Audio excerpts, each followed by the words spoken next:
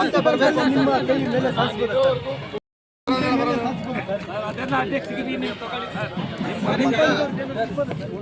ಮತ್ತೆ ಬರಬೇಕು ಅಂತೇಳಿ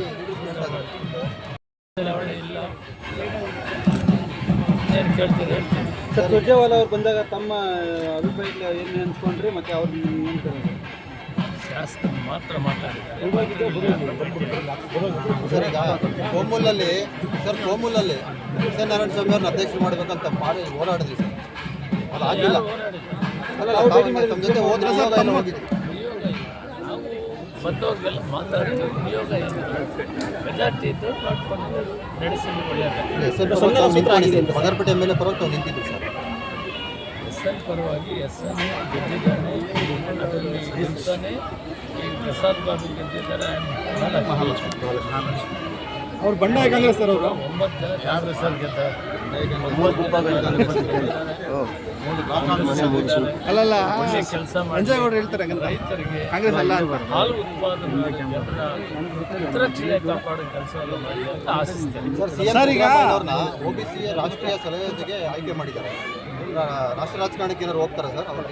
ಅಲ್ಲಿ ಸಾಕಷ್ಟು ಜನ OBC ಲೀಡರ್ಸ್ ಇದ್ದರೂ ಕೂಡ ಇವರು ಸಿಟ್ಟಿಂಗ್ ಮುಖ್ಯಮಂತ್ರಿ ಇದ್ದಿದ್ದರಿಂದ ಇವರಿಗೆ ಜವಾಬ್ದಾರಿ ಜೊತೆಗೆ ಅಶೋಕ್ ಗೆಹ್ಲೋಟ್ ಮತ್ತು ನಮ್ಮ ಬಘೇಲ್ ಅವರು ಆ ರೀತಿ ಎಲ್ಲ ಸಾಕಷ್ಟು ಜನ ಆಹಾರ ಇಲಾಖೆ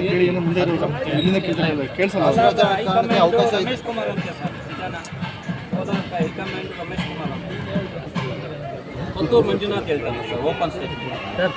ಸರ್ ಇಡಿ ದಾಳಿ ಆಗಿದೆ ಸರ್. ಸುಬ್ಬಾರೆಡ್ಡಿ ಅವರ ಮನೆ ಮೇಲೆ ಆಗಿದೆ.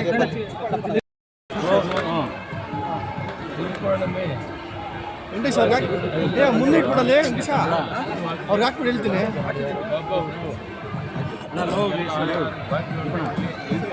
ಈ ವರ್ಷ ಒಳ್ಳೆ ಮಳೆ ಬೆಳೆ ಸಮೃದ್ಧಿ ಎಲ್ಲ ಧರ್ಮದ ದೇವರಿದ್ದಾರೆ ಅಂದರೆ ಅದು ಸಾಧ್ಯ.